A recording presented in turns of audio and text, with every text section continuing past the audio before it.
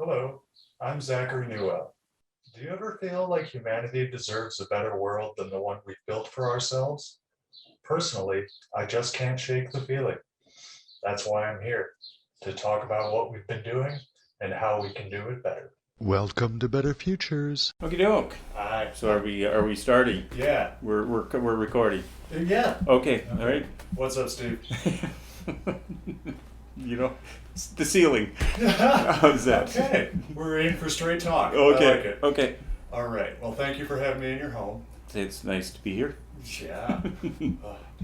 All right. So, what I've been interested in our conversations has been the social contract as you've described it. Okay. Could you offer just a brief refresher for myself and anyone else who might be, not quite up to date on that term? Okay. Well, social contract to me, and I've actually never read Rousseau's Social Contract and a lot of the 1600s philosophers that started it, but essentially my understanding of social contract is a government obtains its legitimacy based on the consent of the people, and when the people give that consent, there are expectations of the government.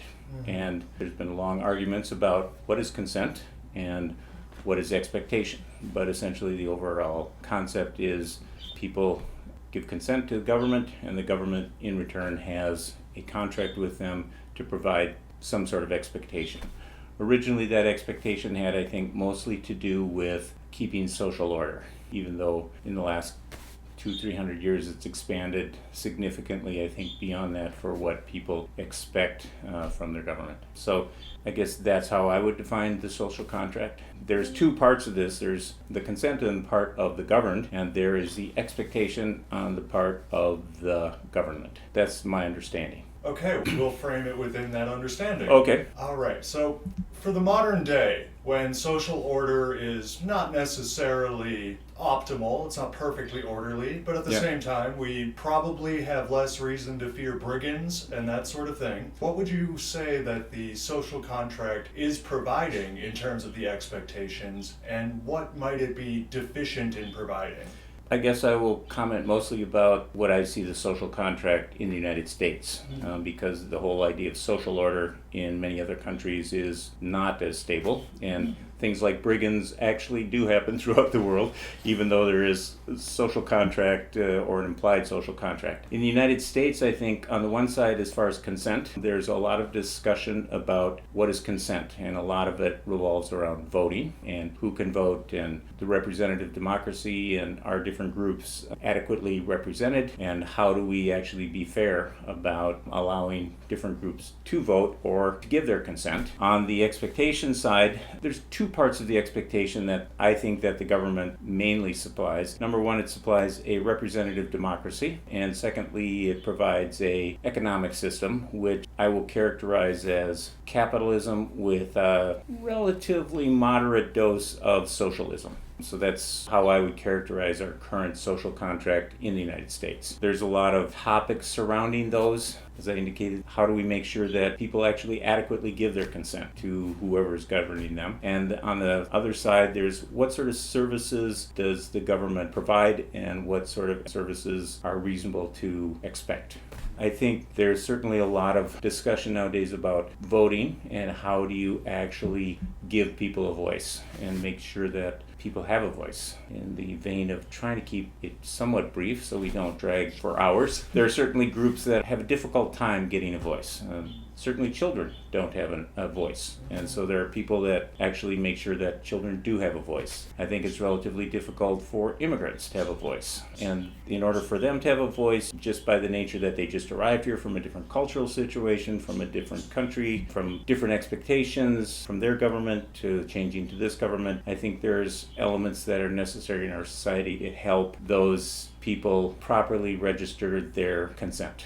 And a lot of the laws and a lot of the functions of how voting or determining what people's consent are actually currently a hot topic in the United States about how to do that. On the government side of expectations, there's an element of how do you service such a wide number of people in our country that have expectations of what the government should provide. Certainly, I think most everyone will agree we need to provide security. even though there's wide disagreement about the level of what should we be spending on the military. How do we actually repulse aggressors?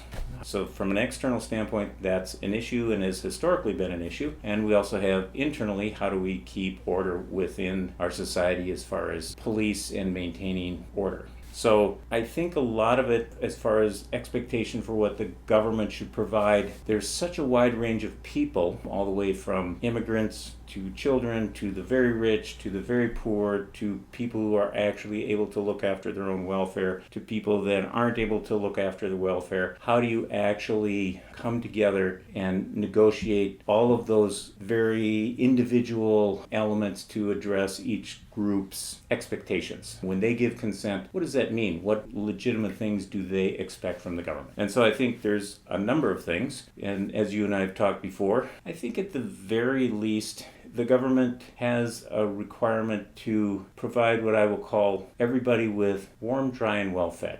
I'm not sure that you could get a whole lot of people that would think that starving people in the streets are good. That in general, I think there's broad consensus that people should not starve in the street. And for the most part, that I think is happening. There certainly are nutritional elements that everyone doesn't have good nutrition, and certainly there are some people that are never quite sure where their meal's coming from. However, I think it'd be difficult to find and show that people are actually starving. So that is somewhat of a low bar.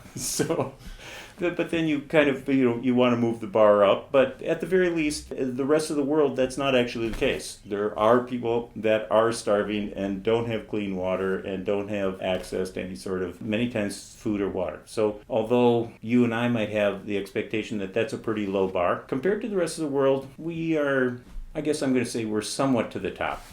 Warm and dry, I guess I would like to add one other thing, the expectation of medical care. In my opinion, the country has not decided about providing medical care. And it's a very fractured system, and there's a lot of people that have a lot of opinions. My particular opinion is I would actually like to see the government provide medical care. I would like to see that as part of the social contract. If you give consent to be governed, I would like to see the expectation for a government to provide medical care.